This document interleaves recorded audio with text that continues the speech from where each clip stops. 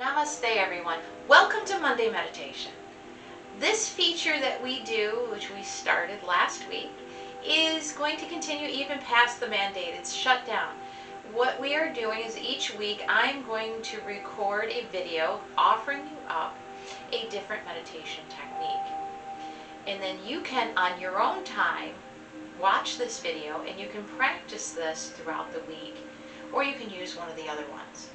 If this one doesn't work for you, then I highly suggest you try one of the other videos that we'll be uploading.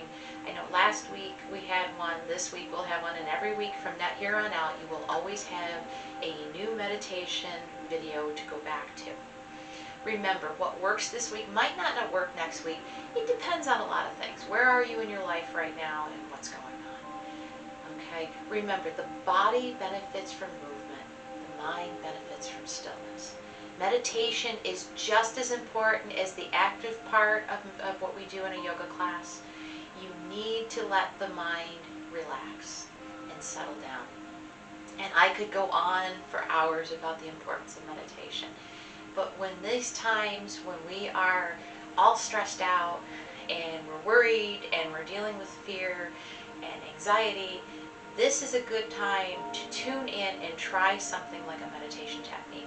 It's a great time to develop a great meditation practice, and I want to make sure I give you the tools to do it. Now, this week's video is my favorite. It's So and Hum. If you've taken a yoga class with me, I know you've done this. What is So and Hum? So and Hum is a mantra technique, okay? Mantras are words or phrases that you repeat. It's a japa. When you repeat, it's considered a chant. It's typically a japa mala. A lot of times is done even with a mala. You know, those wonderful bracelets that we wear. And yes, I will do an entire video on malas for you, so you will better understand those long, crazy necklaces that we wrap around our wrists or we wear around our neck. Well, that's for another time. This one is really simple. Okay, So and Hum. It's effective of complete transformation of your individual consciousness with a greater consciousness. In yoga, we talk about how we are part of everybody else. Okay, we're all part of a whole. So Hum makes you realize this. So Hum is also a technique that can be used with pranayama. Now, what is pranayama? Pranayama is breath control. But prana has two meanings. It not only means breath, it means life force. I want you to think about something for me, and I say this whenever I introduce this when I'm teaching about meditation. I want you to think about how long you can live without food. Think about the people who do those hunger strikes, and as long as they're drinking water or getting some kind of nutrition through a fluid, they can live for quite a few days. Okay? How long can you live without water before you suffer from dehydration? Several days. How long can you live without breath?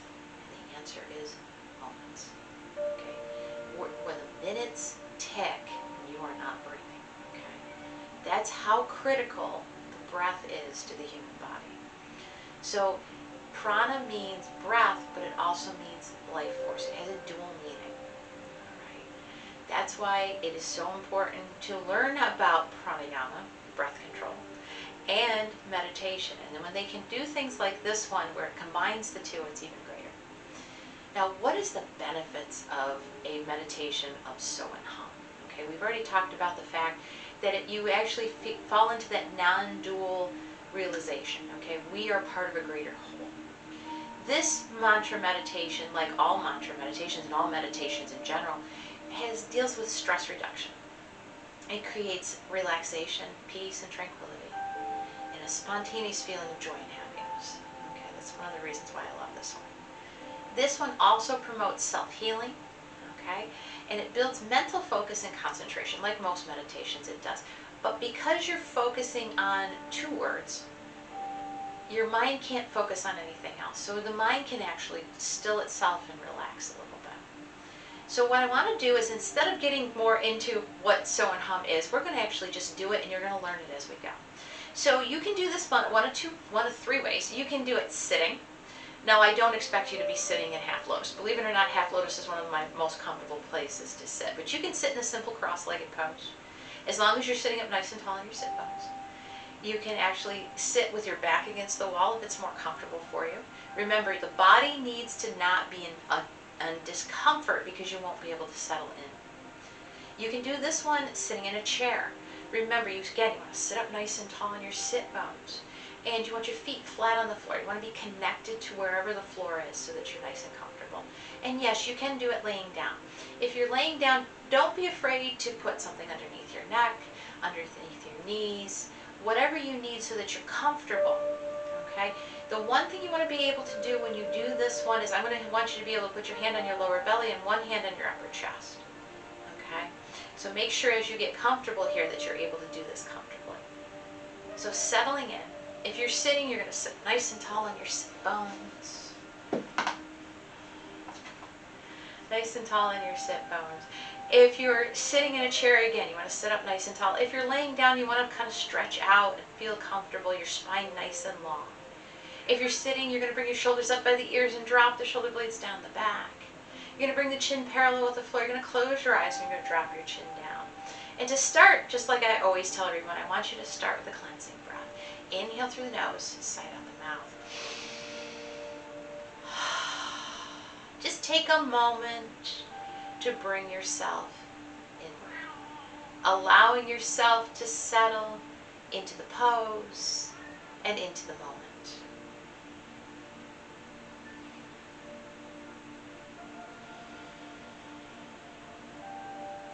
With every exhalation, releasing any tension held anywhere in the body and simply allowing yourself to relax.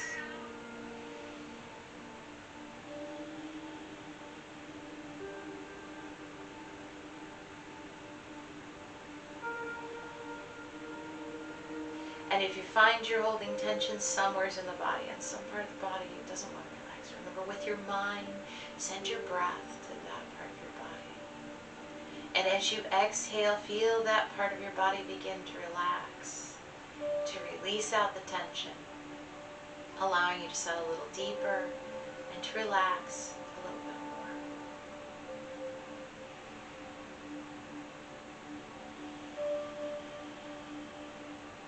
Bring one hand to your lower belly, right below the belly button.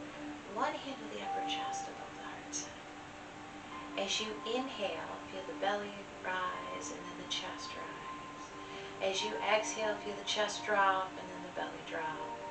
Just a wave of breath flowing back and forth.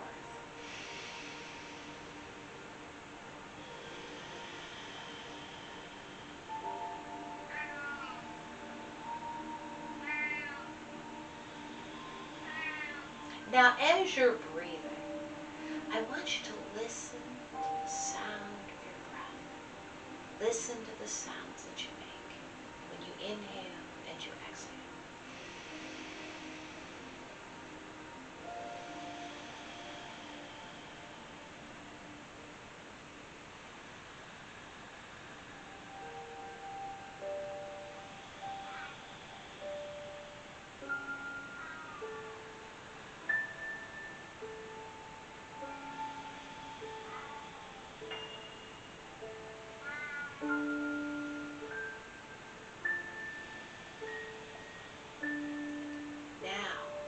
As you inhale, say to yourself, so.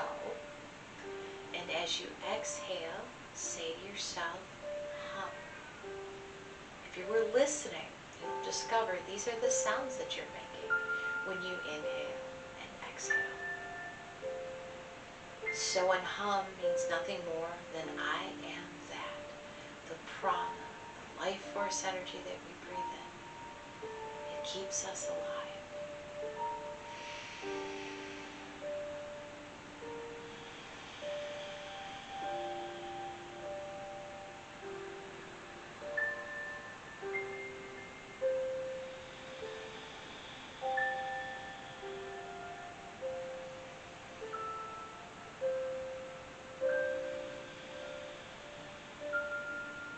Notice as you use the mantra so and hum, your breath will deepen even more. The mind begins to soften and relax because you're focusing on your breath.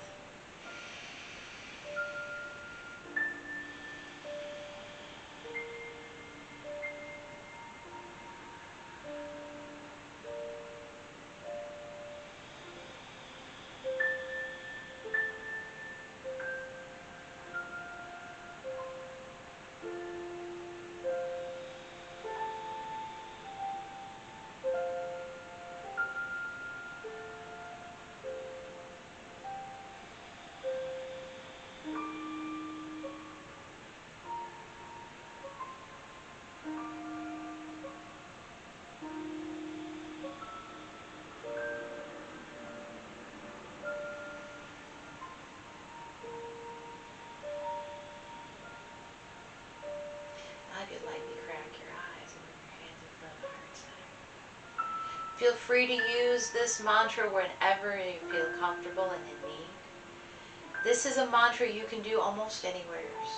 It's a breathing exercise that will still the mind and bring you back to the moment, to your connection to all that is.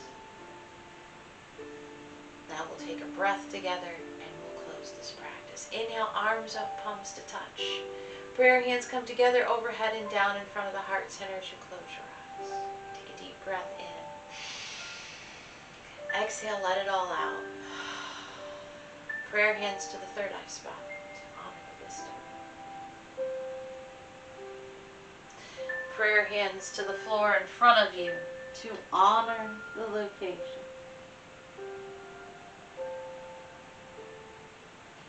Prayer hands back to the heart center to honor yourself.